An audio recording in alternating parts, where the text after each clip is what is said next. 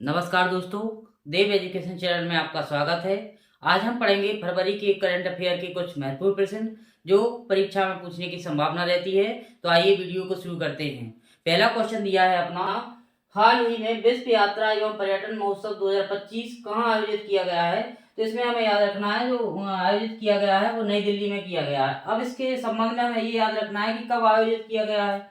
तो ये आयोजित किया गया है 14 से 16 फरवरी के बीच इसका आयोजन किया गया है। अगला क्वेश्चन है, हाल ही में 2025 की सबसे अधिक कमाई करने वाले एथलीटों की सूची में कौन शीर्ष पर है। यानी जो सबसे अधिक कमाई करने वाले एथलीट में सबसे टॉप पर कौन है।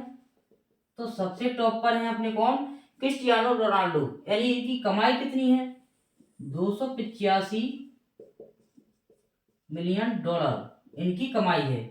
इसके संबंध में है एक बात और याद रखनी है कि रोनाल्डो किस खेल से संबंधित हैं। तो वो है फुटबॉल से। किससे, फुटबॉल से हैं। अगला क्वेश्चन है इसमें, हाल ही में एक सींग वाले गैंडों की आवाजाही के कारण चर्चा में रहा लाओ खोवा वन्य जीव अभ्यारण्य किस राज्य में स्थित है।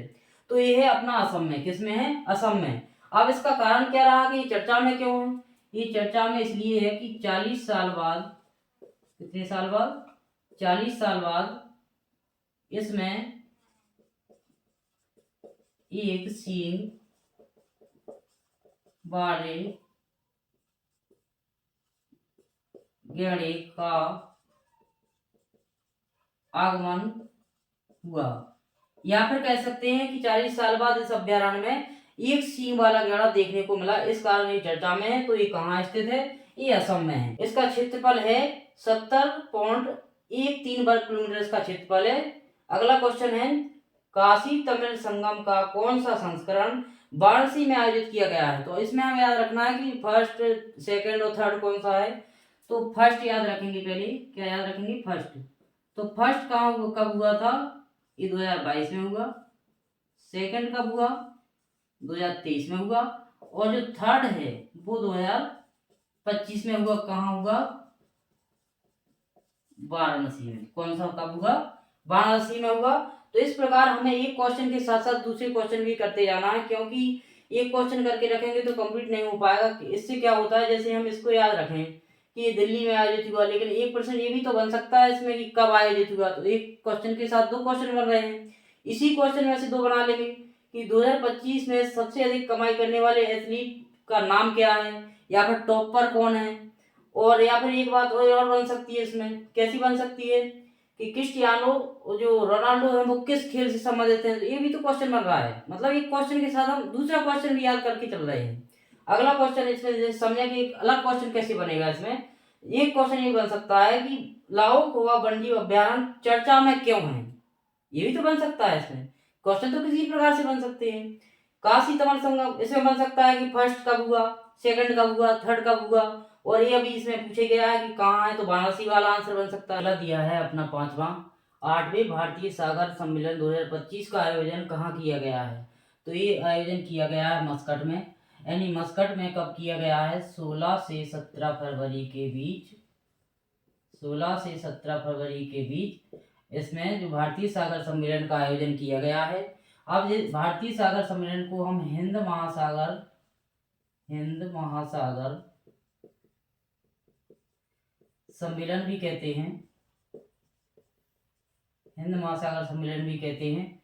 अब इसमें कहें कि ये इसका शुरुआत कब से हुई।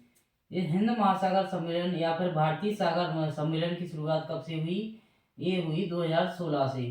कहाँ से हुई, सिंगापुर से। कहाँ से हुई, सिंगापुर से हुई। अब इसका उद्देश्य क्या है इस सम्मेलन का। इसका उद्देश्य है कि जो हिंद महासागर क्षेत्र के अंतर्गत देश हैं, आसपास के देश, उनके बीच सहयोग प्रदान करना और आपसी सामंजस्य बनाए रखना इसका उद्देश्य है। अगला क्वेश्चन दिया है अपना, वरिष्ठ भारतीय वैज्ञानिकों के लिए राष्ट्रीय अनुसंधान फाउंडेशन द्वारा शुरू की गई योजनाओं का नाम क्या है। तो योजना का नाम है, यहाँ पर योजना का नाम दिया गया है जेसी बॉस अनुदान योजना।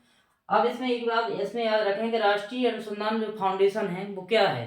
तो राष्ट्रीय अनुसंधान फाउंडेशन एक अधिनियम है जो कब पारित हुआ, 2000 23 में, क्योंकि ये पहले भी इसका ये फाउंडेशन जो नियम था वो बना था, लेकिन इसका पहले दूसरा नाम था। अभी 2023 में इसका नाम रख दिया गया है राष्ट्रीय अनुसंधान फाउंडेशन अधिनियम। इसके अंतर्गत एक योजना का लाभ दिया जाता है, जो मतलब वैज्ञानिक, भारतीय वैज्ञानिक खोज करने जाते हैं, वो खोज की मान्यता को दी जाती है, तो ये इस अधिनियम के द्वारा उनको मान्यता मिलती है। अगला क्वेश्चन है, ब्राजील ने किस माह ब्रिक्स के शिखर सम्मेलन के आयोजित करने की घोषणा की है? तो ये आयोजन की घोषणा की है उन्होंने जुलाई में, यानी कि 6 से 7 जुलाई 2025 को ब्रिक्स में शिखर सम्मेलन का आयोजन होगा। अब इसमें याद रखें कि जो ब्रिक्स का प्रथम सम्मेलन कब हुआ था? 2009 में। अगला दिया है 8वां कि भारत और किस देश के बीच संयुक्त सैन्य अभ्यास धर्म गार्डियन 2025 का आयोजन किया गया? तो ये है जापान, यानी जापान और भारत के बीच सैन्य अभ्यास धर्म गार्डियन 2025 का आयोजन किया गया है। अगला है, भारत के मुख्य निर्वाचन आयुक्त कौन बनाए गए? तो भारत के मुख्य निर्वाचन आयुक्त ज्ञानेश कुमार जी बने गए। भारत के मुख्य निर्वाचन आयुक्त कौन बनाए गए? तो ज्ञानेश कुमार को मुख्य निर्वाचन आयुक्त बनाया गया है अभी हाल में। जोथम नापत को फरवरी 2025 में किस देश का पीएम चुना गया? तो ये चुना गया बानुअतु को देश का, इनको पीएम चुना गया, किसको? जोथम नापत को।